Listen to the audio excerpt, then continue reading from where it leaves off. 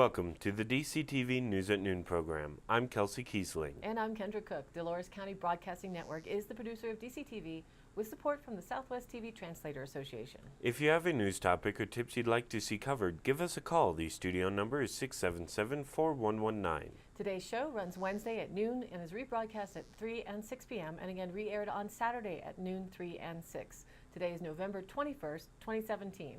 And now the news at noon. Reported by the Durango Herald, a 46-year-old Hesperus woman has been charged with more than 100 counts of animal cruelty after a lengthy investigation into the mistreatment of animals on her property in southwestern La Plata County resulted in a massive seizure last week.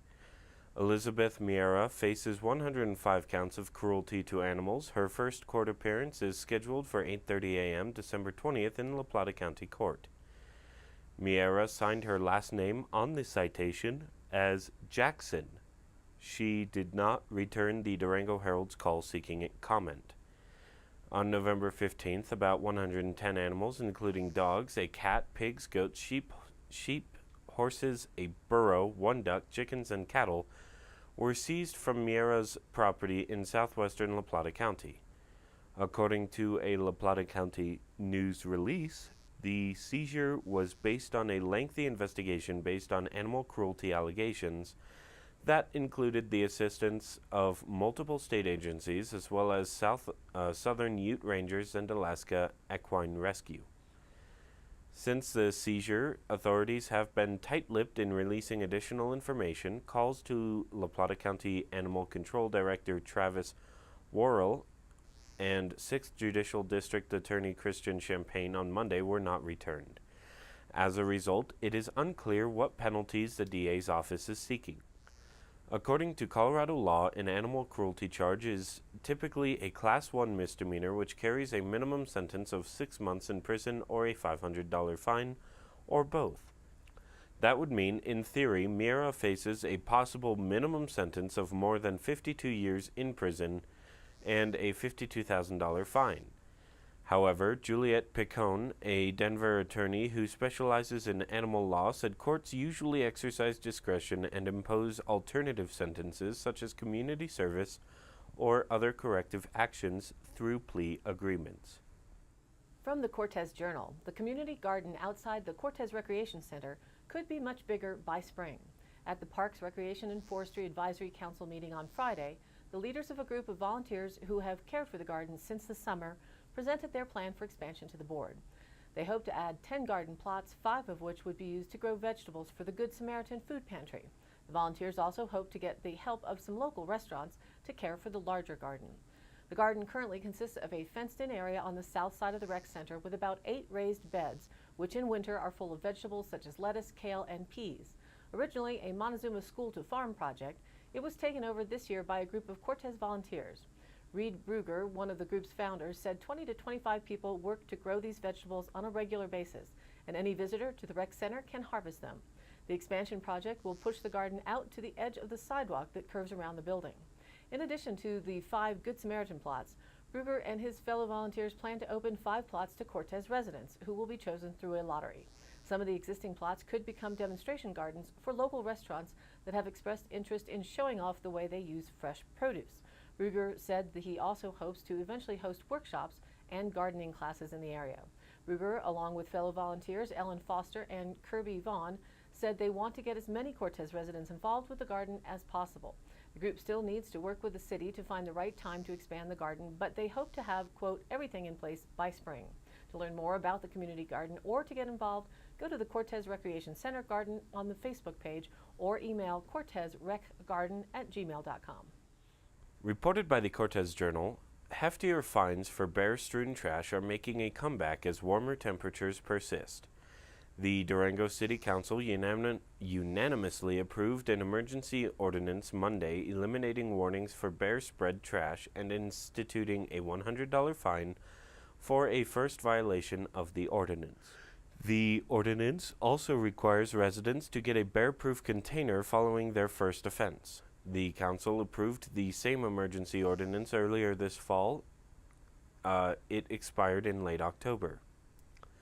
Councillor Sweetie Marbury suggested reapproving the ordinance at a meeting last week to help because warm temperatures are keeping bears from their winter hibernation.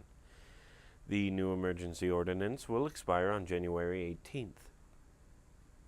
We hope the bears will be hibernating by then, City Attorney Dirk Nelson said. Code Enforcement Officer Steve Barkley said in October one resident faced a $100 fine for violating the ordinance for wildlife spread trash. In the same month, 16 city trash containers had to be repaired or replaced because of marauding bears, he said.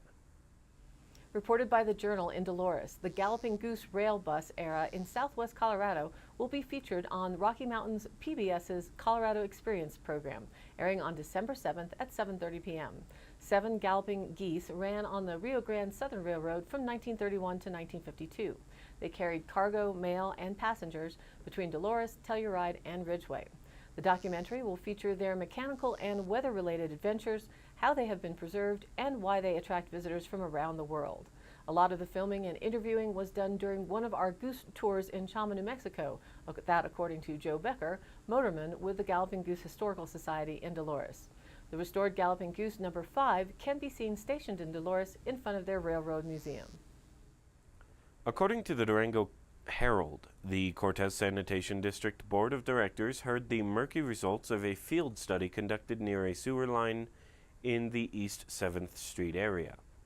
Last week, John Butler of the engineering consultant firm Troutner Geotech told the board that a recent study he did had revealed a sinkhole on the west side of a lift station, which conducts sewage uphill under pressure. The hole is collecting large amounts of stormwater, which could wash away support for the sewer and its nearby access road, and any attempt to drain the water and remove the sinkhole would be extremely expensive, Butler said. The board members agreed to monitor the hole and start working on a contingency plan in case it causes damage in the future. Butler said his study showed the sinkhole was likely caused by excavations for a small coal mine in the area which had been filled in many years ago. He also said a few other cracks in the ground had appeared near the lift station. The stormwater that drains into the sinkhole and cracks could damage the sewer, he said, but they appear to have existed in the area for at least a few decades without doing so. It's also not clear where the water is draining out. There are ways to keep more water from running into the hole, but Butler said they would all be complex and expensive. He said fixing the damage to the ground near the sewer would not be practical. Other board members expressed similar sentiments, but they agreed that immediate action probably wouldn't be necessary. Board President Ryan Griglak suggested they watch the area for any new sinkholes and discuss in future meetings what to do in case the problem gets worse. Butler said his gut feeling is that the sewer will stay put for a while. And now let's take a look at the weather. The National Weather Map, courtesy of the National Weather Service, shows that big high-pressure system hanging in over the southern west coast, southwest, and into some southern states, while thunderstorms and rain potential are still in play around the Gulf Coast states and over Florida, with rain all across the eastern seaboard in today's forecast. A mix of rain and snow continues to plague the Pacific Northwest, while snow is prevalent across the Intermountain West along the Rockies to our north.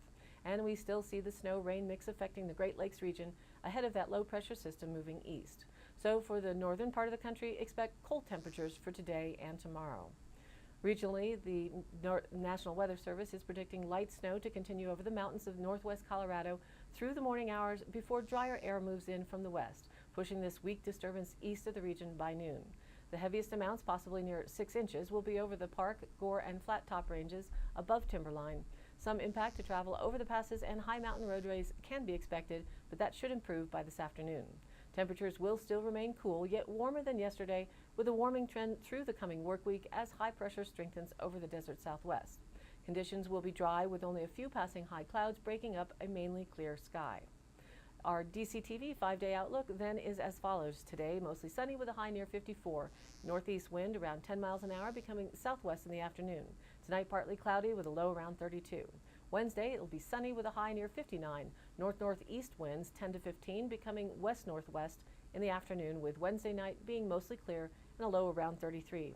Again, the predictions are holding out for Thanksgiving Day to be bright and sunny with a high near 62. North-northeast winds around 5 miles an hour, becoming west in the afternoon. And when you're recovering from eating all of that turkey and such, Thursday night remains mostly clear with a low around 34. Friday stays mostly sunny with a high near 60. Friday night partly cloudy, low around 34. Saturday sunny with a high near 60, overnight near 33. And Sunday sunny with a high near 61. Sunday night partly cloudy with a low around 34. So I'm sure we're all dealing with the joys of animal water tanks freezing up overnight, breaking that ice in the morning to have it melt and then repeat. The longer term forecast looks like we stay dry for another week, but enjoy this week's warmer daytime temps as it'll be cooling down 5 to 10 degrees next week.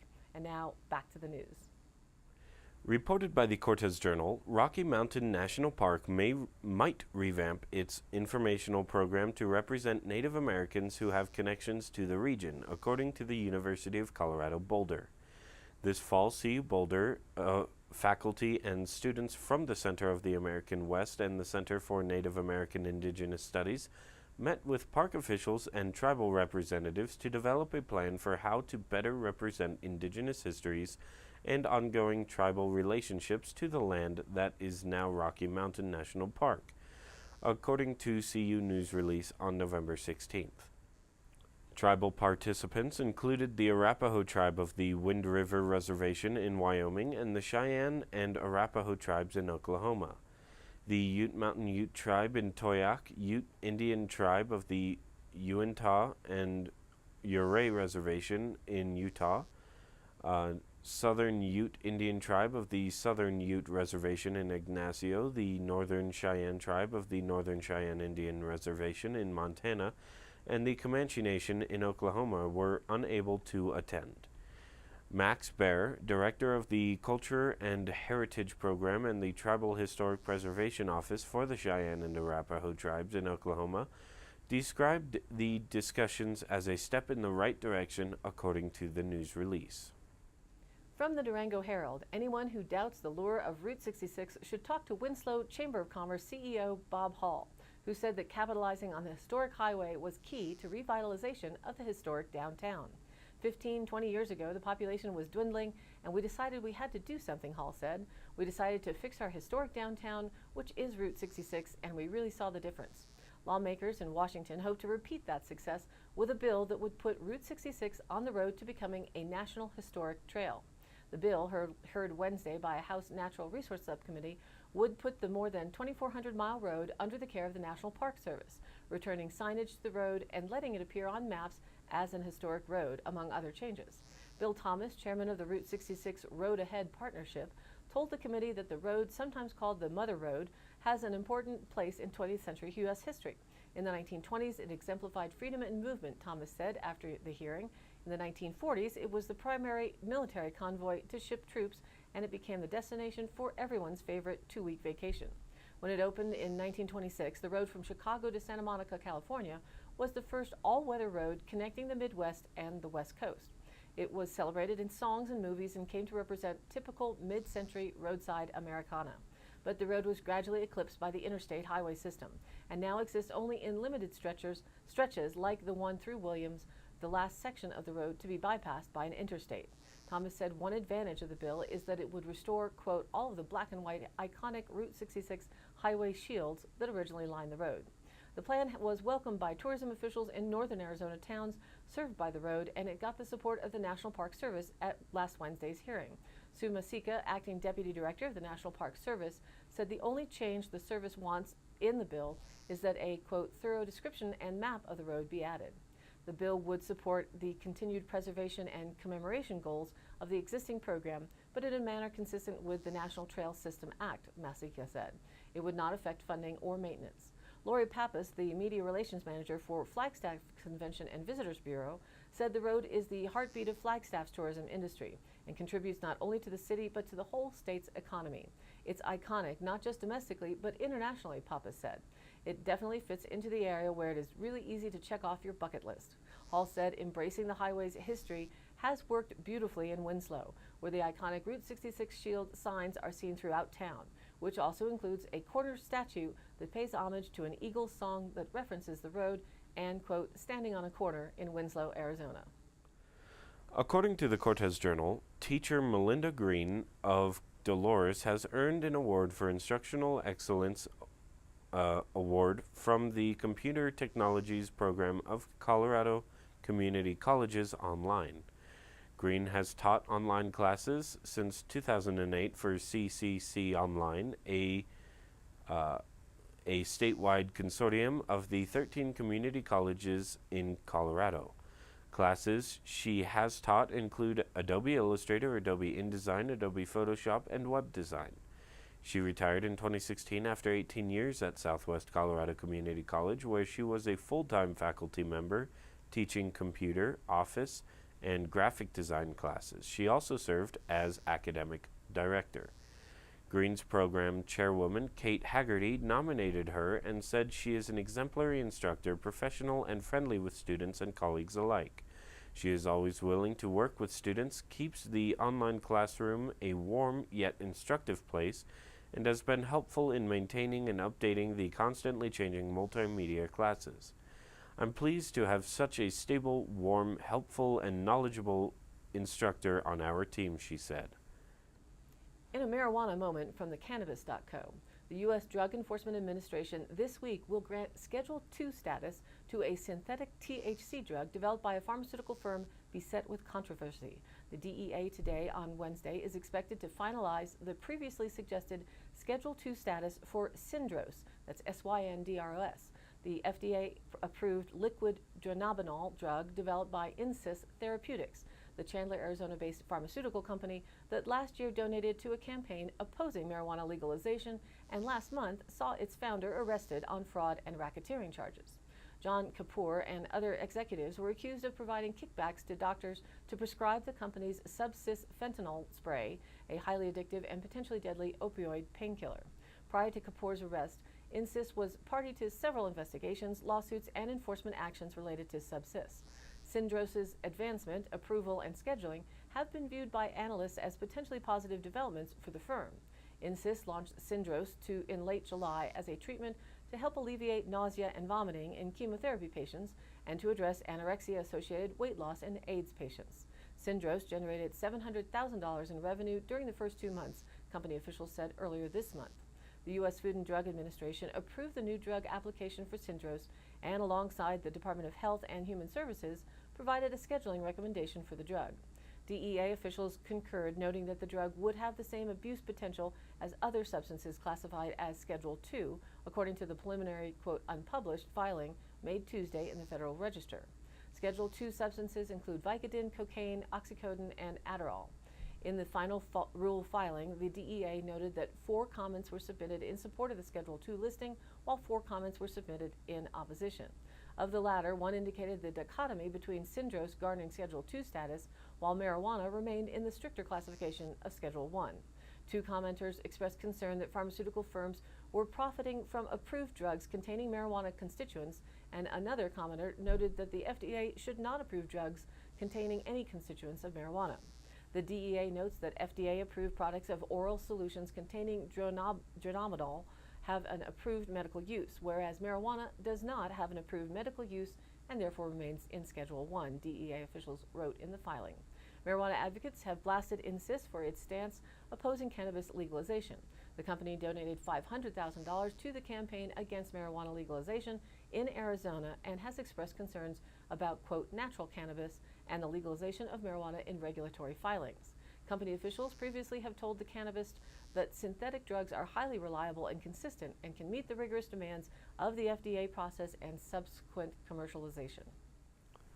And now for the Dolores County Sheriff's Roundup for the week of November 13th through the 19th. A deputy responded to a semi-rollover accident on Highway 491 at Alkali Creek. Received a report of a stolen elk mount. The case is under investigation. Received a report of a local subject being harassed via text message. The case is under investigation.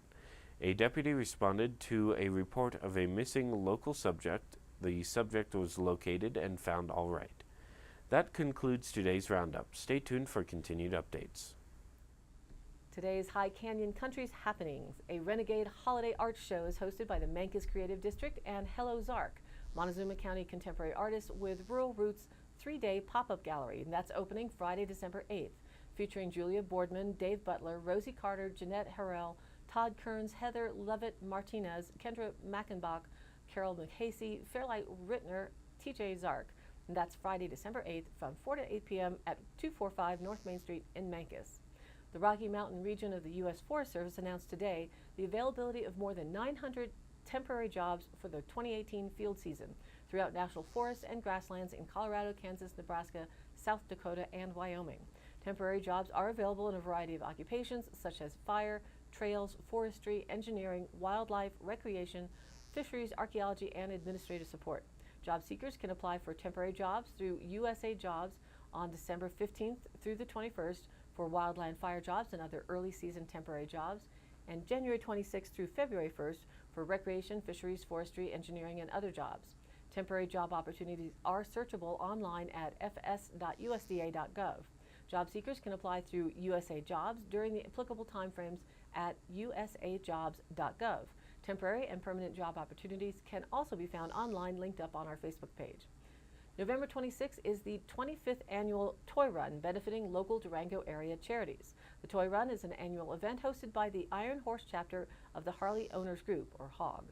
This year's run will benefit 3 local charities: Volunteers of America, Project Merry Christmas, and Mercy Health Foundation for Kids in Need. They will meet at Durango Harley-Davidson at 10 a.m. for coffee and donuts. Then at 11 a.m. head over to the VFW Hall at 1550 Main Avenue in Durango to drop off the toys and donations.